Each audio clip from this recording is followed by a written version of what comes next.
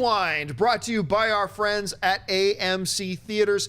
Every Wednesday, we take a little minute and do a little thing that we call our Feeling Old segment as we look and celebrate the films that turn 10 years old this week and the films that turn 20 years old this week.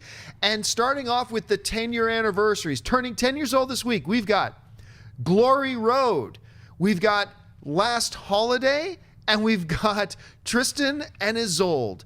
And celebrating 20 years this week, we couldn't believe this one, is From Dusk Till Dawn. That's right. Dusk Till Dawn is 20 years ago that movie opened up. Schnapp, you're looking at this list, the Glory Road, Last Holiday, Tristan and Isolde, Dusk Till Dawn. What stands out to you? Definitely Tristan, and just kidding. Dusk Till Dawn. That's the only one that stands out to me. I remember seeing that movie in a theater and loving that film, falling in love with Salma Hayek. I couldn't believe how exciting it was to go from like this crazy, violent, like brother film, like holding this family hostage, to even more insane Mexican vampire, horror film. Spoilers. Spoilers if you haven't seen it, or the sequel, or the TV series. It's 20 years old. Yeah, live on this planet. It's incredible. If you haven't seen it, check out Dusk Till Dawn. It's fantastic. It's one of Robert Rodriguez's greatest films. What about you, Christian? What I remember seeing it in the theater.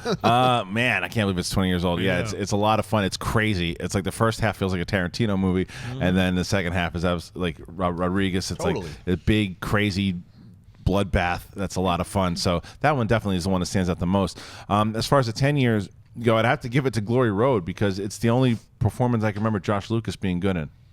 I think Josh Lucas has been pretty. I thought Josh Lucas was really good in Sweet Home Alabama. I thought he was really fun in that. I thought he was okay in that one Hulk film. You're reaching. Not much. I am reaching. Overreach, declared, overruled. The ones that stand out to me from the 10-year-old one is Tristan and Isolde, and mainly because of how truly awful that film was. I just remember watching it. For a lot of people, it was their first look at Henry Cavill. I was in that, but James Franco, who at the time was still an emerging star. What? But John, I would say that the Count of Monte Cristo is Henry Cavill's first notice. Oh, that was before that, wasn't it? He was a youngin'. I concede the point. Absolutely. Yeah, that movie came and went so quick. I had to look it up. I was like, watch the Count of Monte trailer. Cristo? No, Tristan. Tristan. Yeah. And it has a really horrible, soft rock. I don't even know what you would call it, with a girl whining. Yeah, Garbage. In it. We had a conversation around here earlier today about like background actors, character actors, stuff like that. The one thing that Tristan and Isolde had going for it was the great Rufus Sewell. Oh yeah, absolutely. From Dark City, man. And from everything this dude pops up in, and most of the stuff he pops up in is not very good.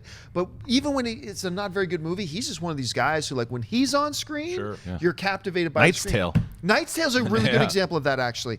And it was, at the time, James Franco was he was that guy that's like, hey, remember his best friend in Spider-Man?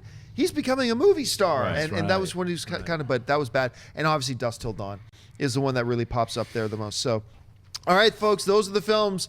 How old do you feel now? Dusk Till Dawn is turning 20 years old. Unbelievable.